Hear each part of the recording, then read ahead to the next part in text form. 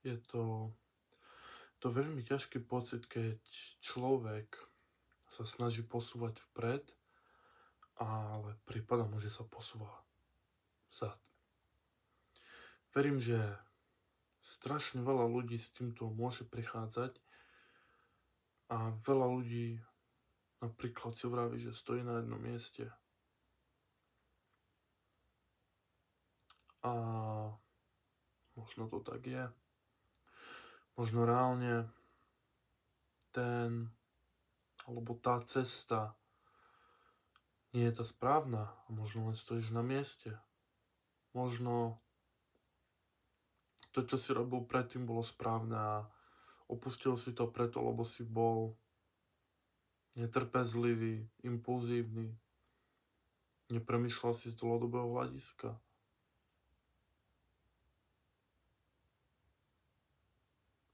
Ty vieš pravdu. A keď nevieš pravdu, tak si klameš. Pretože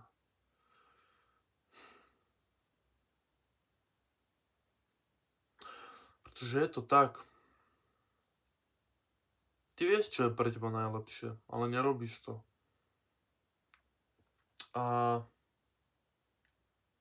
otázka, je krok späť zároveň aj krok vpred? Neviem. Úprimne neviem. Ale viem jedno. A to, že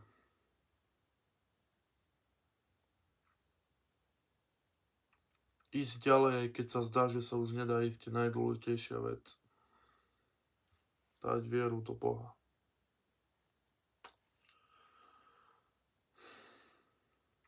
Niekedy sa tak zamyslím, že či to, čo ja robím, je správne a ten smer, ktorý ja som si vybral, je správny. A veľakrát neviem odpovedať. Skôr som priklonený k tomu, že nie. Aj keď možno áno. Je to paradox, ktorý neviem vyriešiť a neviem na ňo zodpovedať. Zatiaľ. Každý človek, ktorý sa cíti ako stratený, možno aj fakt je, alebo nie, čo to vôbec je byť stratený? Že si naozaj na to sám a nevieš, čo máš robiť? Si stratený? Som stratený?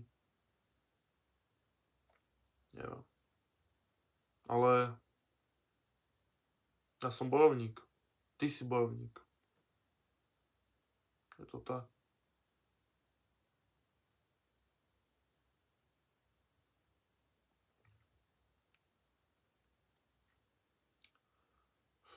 Keby som vedel rok dozadu, čo viem teraz, tak by som sa zdrvil. Takže asi to ide správnym smerom. Pretože som silnejší.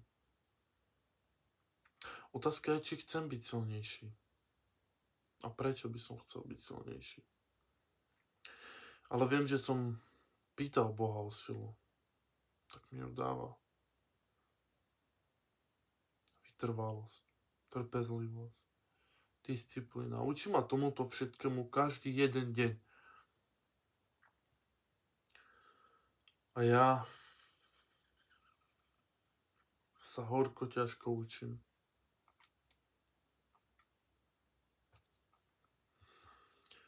Keby som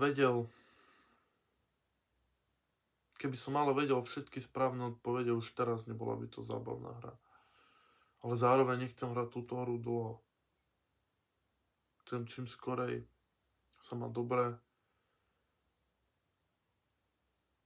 aby som mal v tomto smere kľud. Mal som kľud a veľký kľud, ale už nemám. Som hlupý? Možno som hlupý. Ale aj hlupák dokáže predbehnúť múdreho, ak bude sa držať tej jednej veci.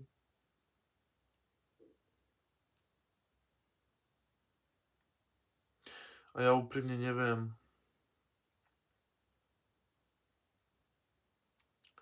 či smer, ktorým som sa vybral, je správny.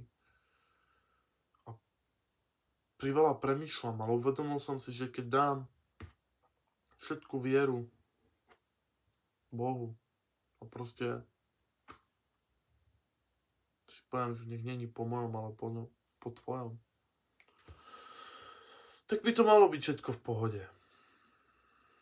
Tak uvidíme.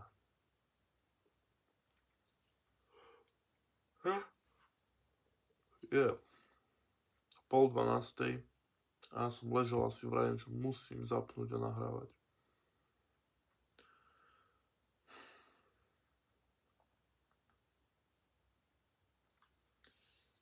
To strašne veľa, čo ma ešte čaká.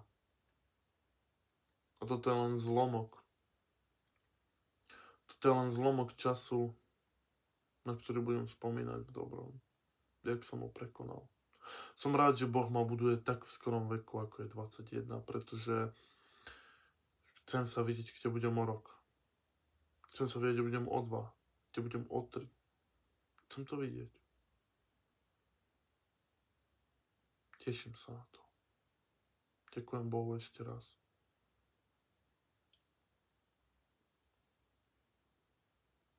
Koniec.